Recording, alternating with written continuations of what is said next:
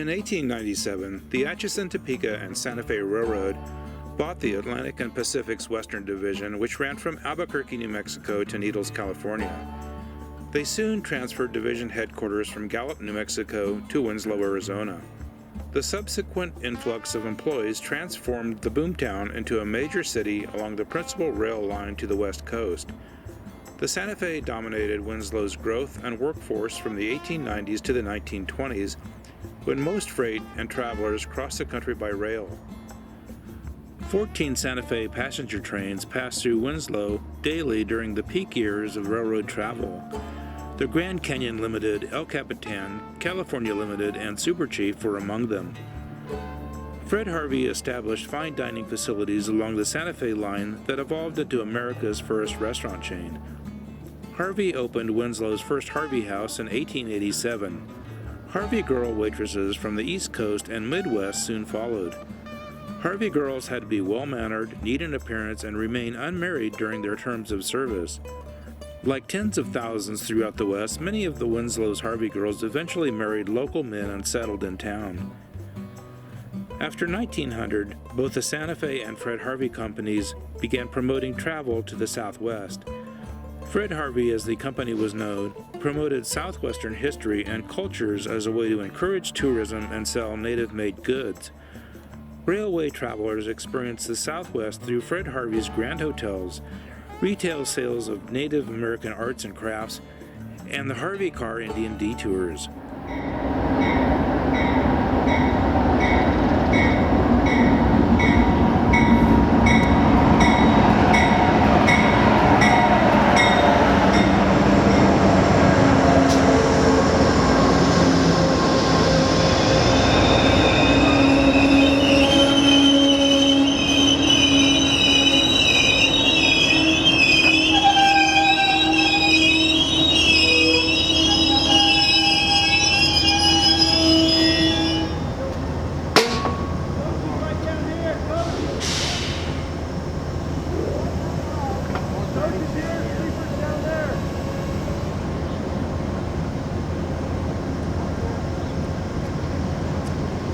Passengers Sloan and Price.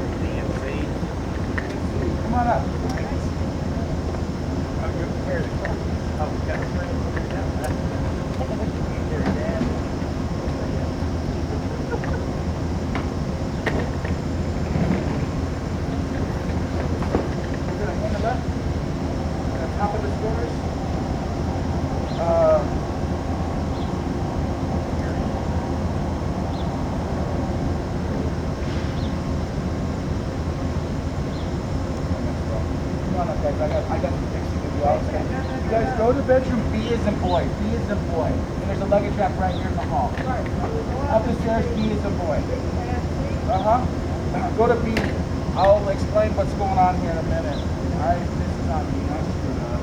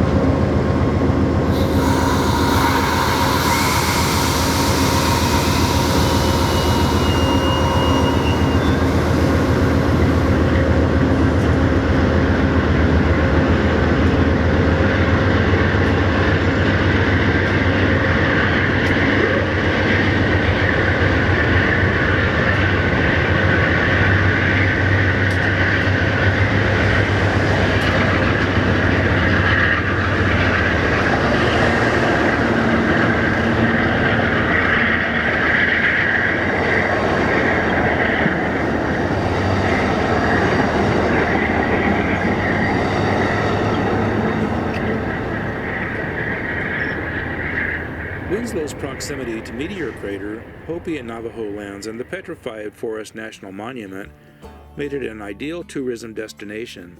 La Posada, Fred Harvey's last grand hotel and Santa Fe Railroad architect Robert Rainey's masterpiece, opened north of the tracks in 1930. When train travel declined after World War II, the town reinvented itself, becoming an important stop along Route 66. Then Interstate 40 opened in 1979 and bypassed Winslow. The pain was immediate, and without tourists, the small shops and restaurants went out of business. Large chain corporations like Walmart and McDonald's built along the interstate, keeping people from exploring Winslow's downtown.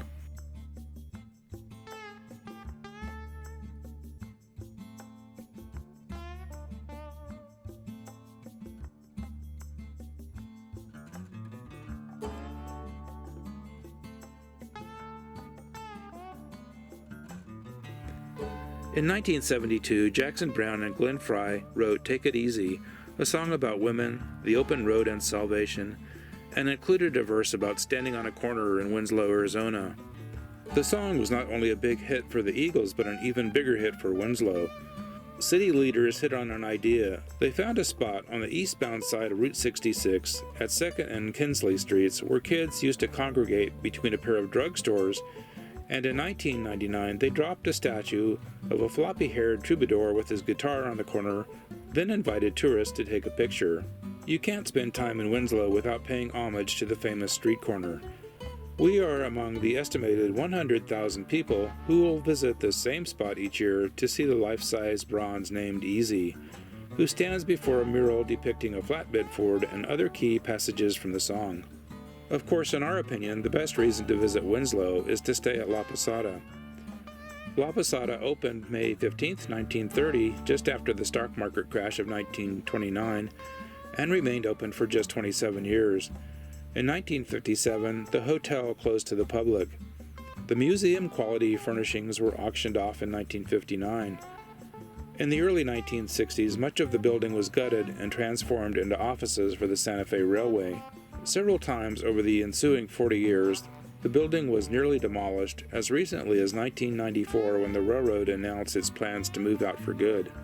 The National Trust for Historic Preservation found out about La Posada's peril and added it to their endangered list, where it came to the attention of Alan Affeldt. But La Posada was never for sale. He visited the hotel in 1994 and decided to help local preservationists save it. This daunting task entailed negotiating for 3 years with the railroad and resolving various legal, environmental, and financial obstacles. Affeldt purchased it from the Santa Fe Railway and established La Posada LLC to take on the enormous risk and complexity of the estimated $12 million restoration. Alan and his wife Tina Meehan moved in on April 1, 1997. Although none of the partners is a hotelier by training, they have accomplished what once seemed impossible, transforming a forgotten but magical place into a living museum. Alan oversaw the overall rehabilitation, design, architecture, financing, and planning. Tina, a renowned artist, paints in her studio upstairs, and her art is now an integral part of the La Posada experience. The Winslow Art Trust and their gallery are where the old Santa Fe station used to be. From the beautiful grounds, you can sit and watch the constant movement of BNSF freight trains on the Southern Transcon. Winslow is a crew change point, and trains stop briefly before continuing their journey. Amtrak's Southwest Chief passes through Winslow twice a day, one eastbound to Chicago and one westbound to Los Angeles.